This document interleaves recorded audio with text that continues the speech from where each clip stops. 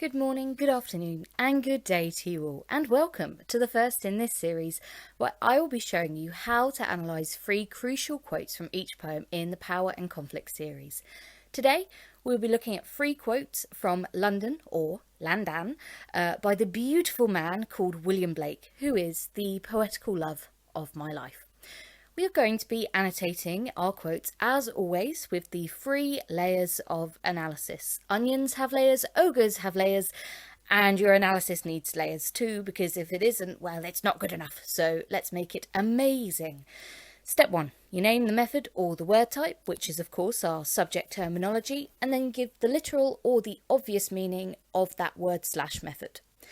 Step 2, which today we will be doing in a fetching shade of blush pink, is to go into the deeper meaning of that word or method. What else does it make us think?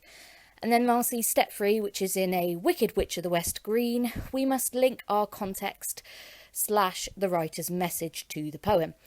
Why did the poet write this? What was the point that they were trying to make about society at the time? And there is a bonus for those wanting some more sophisticated ways of thinking. Is the poem still relevant today? How would a modern day reader react? Okay, so our first quote is, surprise, surprise, the first 2 lines of the poem.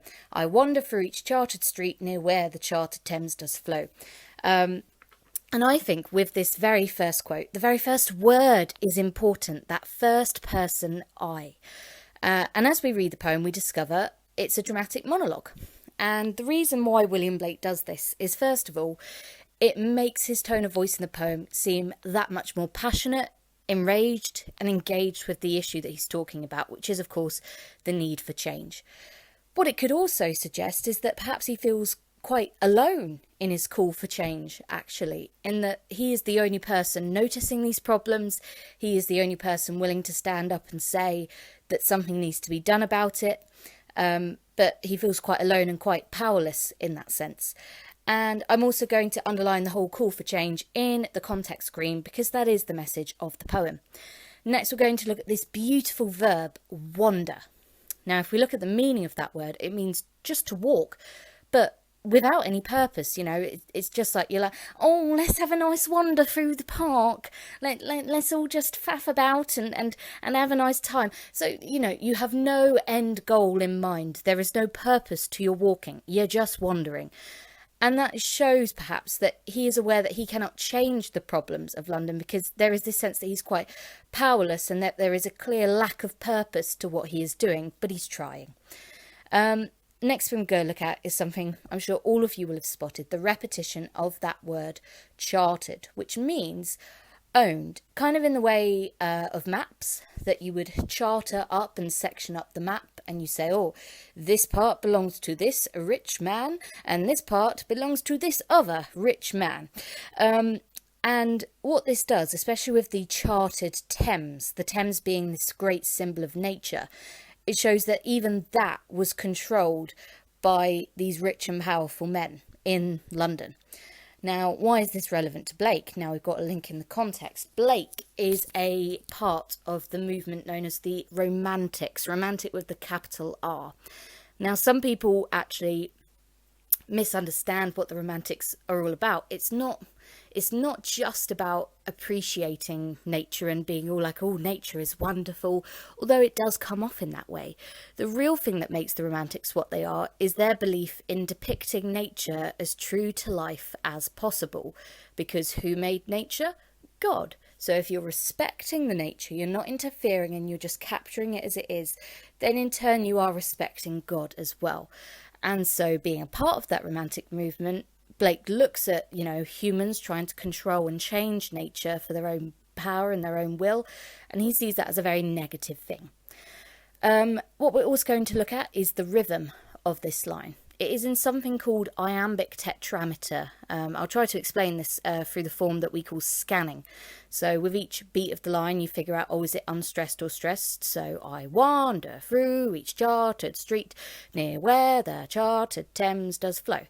And as you can see, the pattern is unstressed followed by a stressed syllable, and you get 4 of these in each line. So the pattern of the unstressed and stressed is iambic, and because there's 4 of them, that makes it tetrameter. If that's a bit too confusing, you can just say, oh, that's a regular rhythm, and that is perfectly acceptable as well. And what does this regular rhythm do? Well, it imitates the sound of him walking, and that creates a sense of realism. Like we are going on the journey with Blake. He's sort of taking us by the hand and taking us through these streets with him. So again, that passion to his message and to this poem is kind of reinforced through that. I want to go back to the charted Thames and think about, well, how does that link to today, and why is this poem relevant to today?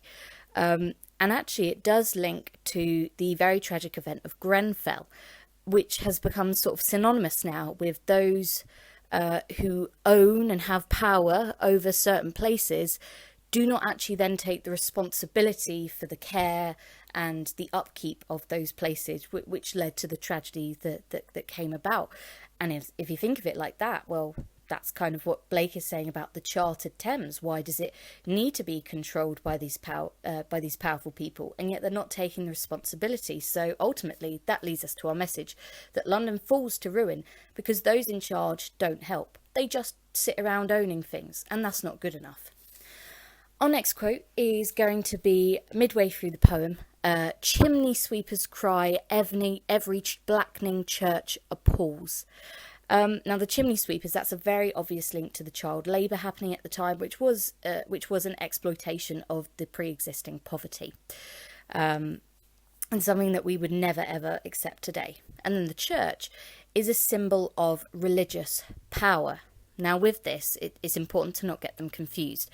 Blake sees it as religion and the church as kind of two separate things. Your religion is your faith, what you believe in, Jesus, your morals, things like that.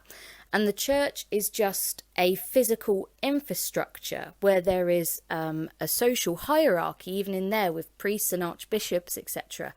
And there is a difference between them. And a lot of people get this wrong about Blake, and they say, oh, he wasn't religious, he was anti-religion.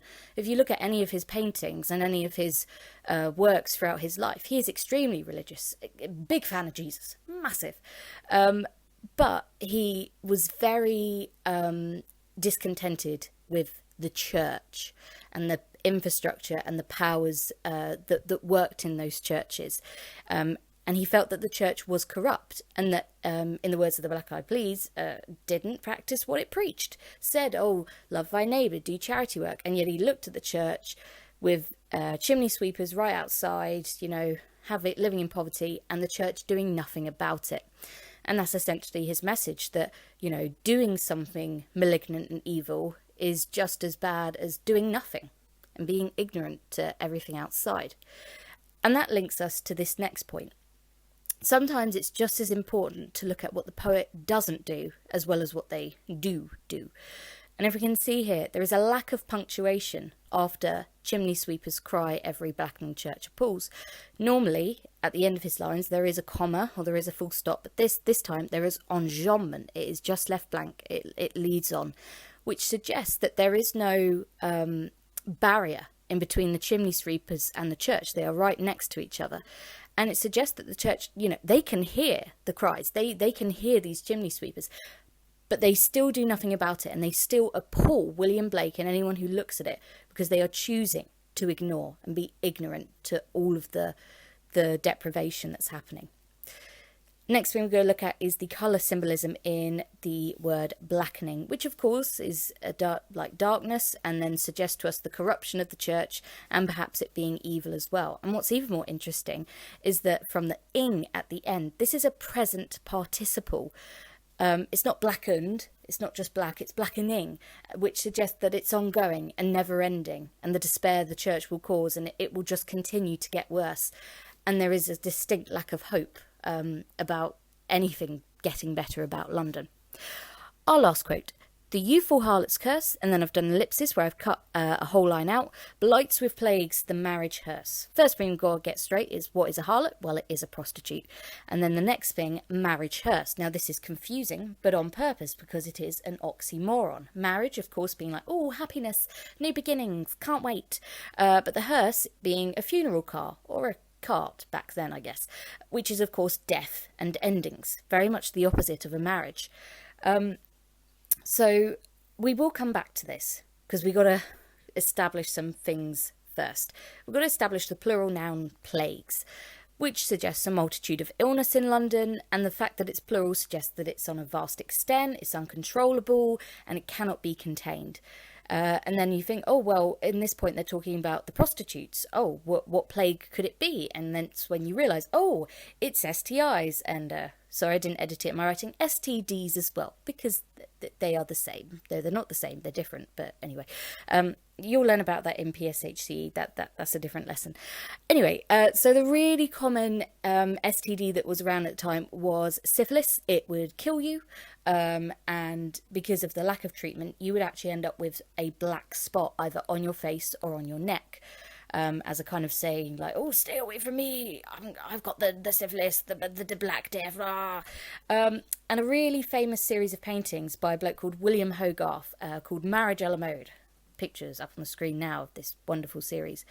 He painted these in 1743 to 45, about 50 years before London is written. But this is, of course, the time that Blake was living in, and knew of. And it depicts a story of a marriage between a very aristocratic upper-class man.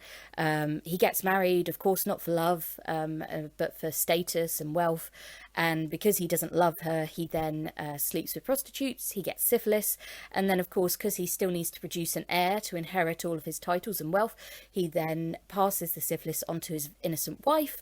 And then when she gets pregnant, her child is born with that illness as well.